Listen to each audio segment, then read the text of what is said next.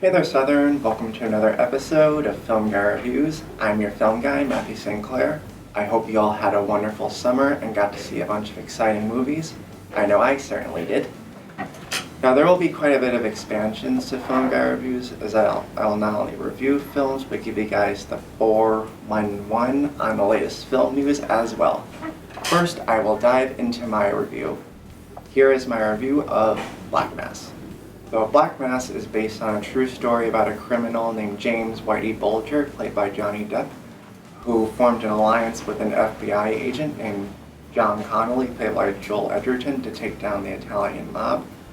But that alliance slowly spiraled out of control as Bulger rose to power to become one of the most wanted criminals in FBI history. And as always, I will undergo the ups and the downs. And so we shall see where the film fires on all cylinders and where it shoots blanks. Here we go. Now I'll start off with what is, in my opinion, the best thing about the film, and that is the acting. Now I'll start off with perhaps everyone's biggest question mark about the film, Johnny Depp. Is this a return to form for Depp? Is this the combat performance that everyone is predicting? Well, sort of. He is very good in the film, and it is a relief to see him take a break from his vacation in Pirates, Tim Burton land. But in my opinion, the real star of the movie is Joel Edgerton as John Connolly. Edgerton is brilliant as the heart and soul of the film, as he uses his eyes and bodily expressions to guide the audience on his moral compass as he expresses deep concern for Whitey and his brother.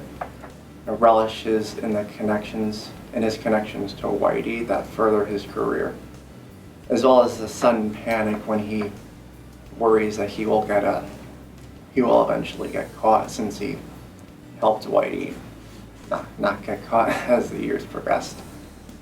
Now, Benedict Cumberbatch has a smaller role as Whitey's brother Billy, and he is also very good and creates a very complex characterization of the brother who knows that Whitey is up to no good, yet doesn't do anything about it. Now, Kevin Bacon, he also has a small part as John's boss, and his performance proves why he's not only one of the best actors working today, but also one of the most undervalued actors working today. And Corey Stoll, Peter Sarsgaard, Julianne Nicholson, Dakota Johnson, and Jesse Plemons, they're all outstanding as well. And I also thought the cinematography was very beautiful, and I especially like the scenes with green lighting that helped give the film a rather eerie feel. But while the acting was very good, the rest of the film was kind of a drag.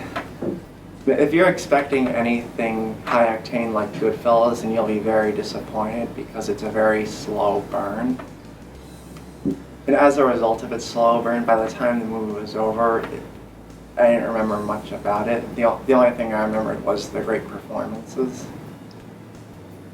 The overall Black Mass isn't exactly the Depp combat vehicle people were predicting or hoping for, but it is an outstanding acting showcase, and especially features a great performance by Joel Edgerton, who builds a strong case for an Oscar nomination come January. But despite the great acting, I'm going to give Black Mass a B-. So Johnny Depp has been an actor whose work I have always admired, and he's been in some of my favorite movies. So to celebrate his work, I will quickly run down his top 5 best performances.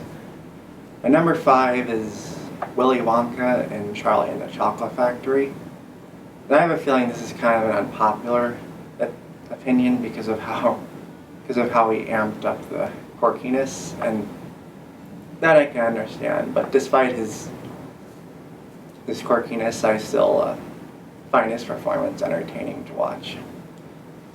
Number 4 is Glenn in Nightmare on Elm Street. Not only was this his first film role, but his first acting role overall. And his rather charismatic supporting turn was like a beacon signaling the arrival of a new star. At number 3 is Sweeney Todd in Sweeney Todd, the Demon Barber of Fleet Street. And this one, he gets to showcase both his acting prowess as well as his singing pipes. And the blending of the two creates both a maniacal and meticulously crafted performance.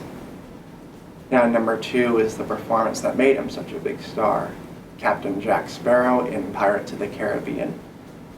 And to me, not only is this one of his best performances, but it is Depp at his most hilarious. And while there's a lot to love about the Pirates movies, the one thing that to me is always the best thing about them is Johnny Depp.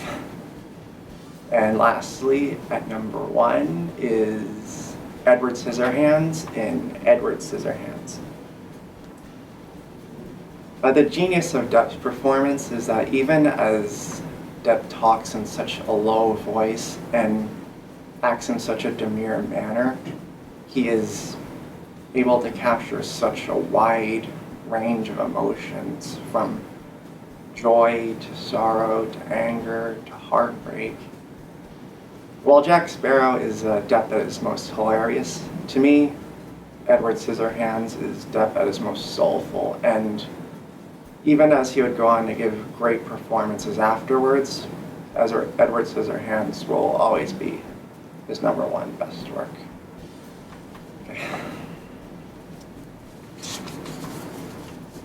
So next I will let you guys in on the 411 on my new special segment called Film Guys Film 411. Let's take a look. First off, with Spectra potentially being Daniel Craig's last outing as James Bond, you can be sure that the suits will be looking for a new guy to don the tuxedo. And according to Irish betting site BoyleSports.com, one actor whose odds at playing James Bond are increasing is Tom Hardy. Quite an interesting and exciting choice in my opinion. And 2 actors that are ranked above him are Idris Elba and Homeland's Damian Lewis. But who do you guys think would be an amazing James Bond? Be sure to write your thoughts in the comments section or tweet me at FilmGuy619. Speaking of Idris Elba, pretty soon we will see the release of Netflix's first film to be released in theaters on the same day it comes out in Netflix, which will star Elba. And this film is called Beasts of No Nation, which deals with children of Africa becoming soldiers of war. And this film is building a good amount of Oscar buzz as well. Good to have a successful outing there. Well, so far there's no clear frontrunner in the awards race, so we shall see. Another actor who looks to join the Oscar race is a previous nominee himself and Best Actor working today, Michael Fassbender. It has recently been announced that he will star in an upcoming adaptation of the novel The Snowman by Norwegian author Ho Nesbo, where Fassbender will play a detective investigating the disappearance of a young woman whose pink scarf was mysteriously wrapped around a snowman. Martin Scorsese will executive produce, and Tomas Alfredson of Tinker Tailor Soldier Spy fame will direct. Now, for those of you Christopher Nolan fanboys who are anticipating his next project, you guys are sort of in luck, as a release date has just been announced on 2017 for his next project, but in typical Nolan fashion, no plot details have been announced. It was also announced that Star Wars The Force Awakens will be released in Europe before its US release on December 18th. So if you plan on seeing it in theaters, it would be wise to avoid IMDb's so you don't have to go into the message board where spoilers will potentially be posted. And also Rotten Tomatoes, in case early reviews any early bad review will sour your thoughts on seeing it in theaters.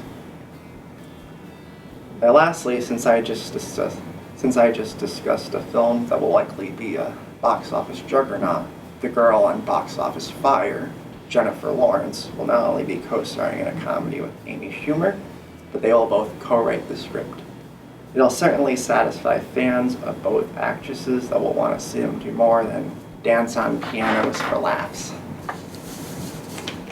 Next, I will go into my segment about the box office known as Movie Money Makers, where I delve right into the weekend box office and see how the new films fared.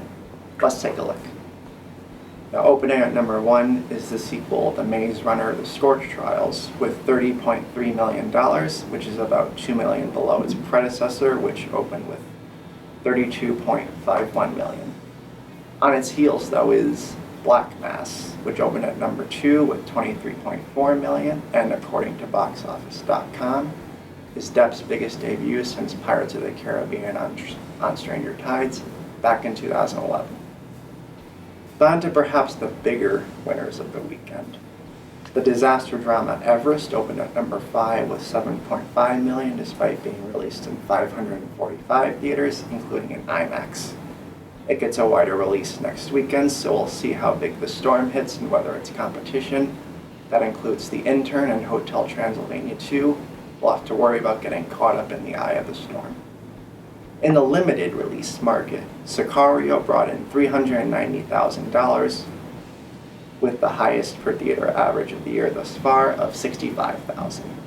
This is wonderful news for criminally undervalued talent Emily Blunt, and once the film gets a wide release on October 2nd, we'll see whether her star will attempt to ascend as it should. How did the other films do, though? Well, The Perfect Guy fell about 63% after opening at number 1 last weekend, while The Visit held steady at number 3 with a 55% drop. Also, the modest indie hit Grandma, starring Lily Tomlin, just made its way to the top 10 with about $1 million this weekend. And that's all for this episode. If you want to see my full review of Black Mass, along with my coverage of anything else related to film, you can be sure to check out my website, www.filmguyreviews.blogspot.com, and you can also follow me on Twitter at FilmGuy619. This is Matt Sinclair of Film Guy Reviews, signing off. Stay classy.